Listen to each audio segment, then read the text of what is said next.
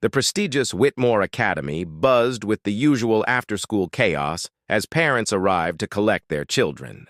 Amanda Sterling checked her watch impatiently, her heels clicking against the marble floors as she navigated through the crowd of well-dressed families. At 38, Amanda had built her reputation as one of the city's most successful real estate developers. She commanded boardrooms, negotiated million-dollar deals, and managed a team of 50 employees. But none of that mattered as much as being there for her 8-year-old son, Alex, especially since the divorce had left just the two of them. She spotted Alex immediately, his red hair catching the late afternoon light as he gathered his backpack from his cubby.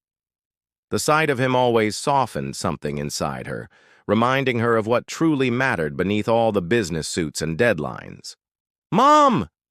Alex called, out, his face lighting up with that smile that made every long day worthwhile. "Ready to go, sweetheart?" Amanda asked, smoothing down his hair with the gentle touch she reserved only for him. "Mrs. Patterson said you did excellent work on your science project today." As they headed toward the exit, Alex suddenly stopped. "Oh no, my scarf. I think I left it in the classroom." Amanda glanced at her watch. She had a conference call with investors in Tokyo in 30 minutes, but Alex's scarf was special, hand-knitted by his grandmother before she passed away 2 years ago. It was one of the few tangible connections he had left to family beyond just the two of them. "Go ahead and get it, honey. I'll wait right here." Alex scampered back down the hallway while Amanda checked her phone, mentally preparing for the evening's work ahead. That's when she saw him. The school's janitor, a quiet man she'd noticed before but never really paid attention to. He was elderly, maybe in his 70s, with silver hair and kind eyes behind wire-rimmed glasses. His uniform was clean but worn, his movements deliberate and careful as he went about his duties. Most parents barely acknowledged his presence, but Amanda noticed he always had a gentle word or smile for the children. She watched as he bent down to pick up something from the floor near the lockers. Alex's scarf, the blue and green striped, wool that had been lovingly crafted by weathered hands that would never hold knitting needles again. Without thinking, Amanda's protective instincts flared. That scarf meant everything to Alex, and she didn't want anyone handling it carelessly. "Excuse me?" she said sharply, striding over to the janitor. "That's my son's scarf. Please don't touch it."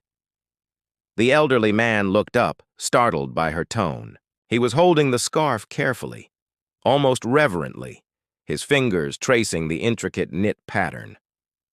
"I'm sorry, ma'am," he said softly, his voice carrying a slight tremor. I'll put it right back where I found it." But something in his expression gave Amanda pause. There was no offense in his eyes, no hurt at her sharp words. Instead, there was something deeper, a sadness that seemed to recognize her fear. "It's just," Amanda began, her voice gentler now. "It was made by his grandmother. It's very special to him." The janitor nodded, understanding immediately. "Grandmothers have a way of putting love into their stitches," he said quietly. "This is beautiful work." She must have loved him very much. There was something about the way he said it that made Amanda really look at him for the first time. His hands, weathered and careful, held the scarf like he understood its value went far beyond wool and thread. "I'm sorry I snapped at you," Amanda said, feeling suddenly ashamed of her automatic assumption. This scarf is all he has left of her." The janitor smiled sadly. "No need to apologize. I understand completely." He paused, looking down at the colorful stripes. "He reminds me of my grandson." Something in his voice made Amanda's breath catch. There was a weight to those words that spoke of loss, of absence, of love that had nowhere to go. Just then, Alex came running back down the hallway. "Mom, I couldn't find—" "Oh!" He stopped when he saw the janitor holding his scarf, but instead of being upset, Alex's face broke into a smile.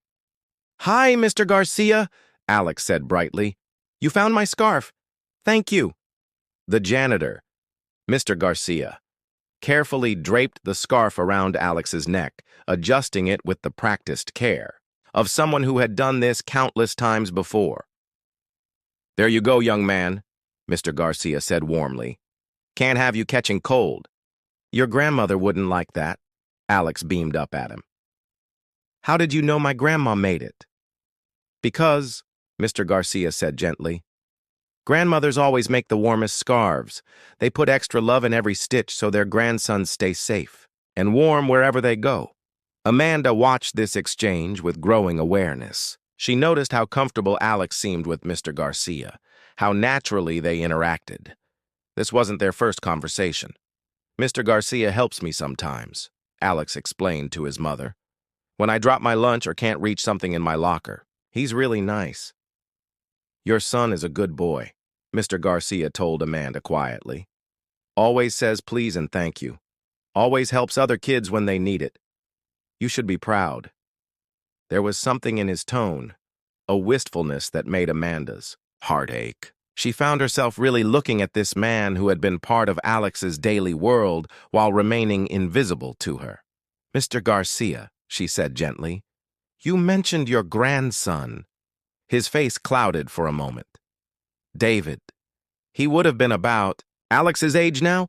Same red hair, same curious spirit?" He paused, his voice growing softer. "He and my daughter, there was an accident 3 years ago." Amanda's hand went to her throat. "I'm so sorry." "I see David in so many of these children," Mr. Garcia continued, watching as Alex adjusted his scarf carefully. "It brings me comfort and sadness at the same time, but mostly comfort. Children, they carry light with them wherever they go." Alex tugged on his mother's sleeve. "Mom, Mr. Garcia knows all about science. He helped me understand why my volcano project wasn't working. Can he come have dinner with us sometime?"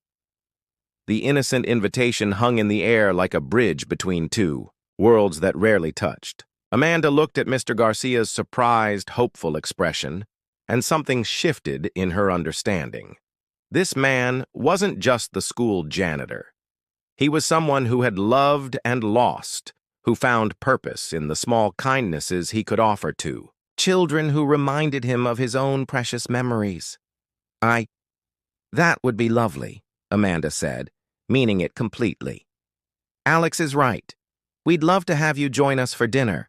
3 months later, Alex's science fair project on the importance of community helpers won first place. But more importantly, their dinner table was no longer just set for two.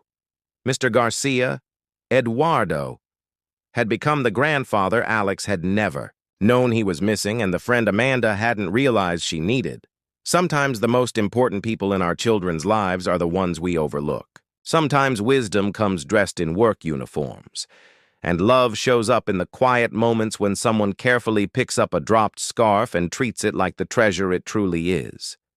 That blue and green scarf still hangs in Alex's closet, a reminder, not just of his grandmother's love, but of the day his mother learned to see with her heart instead of just her eyes.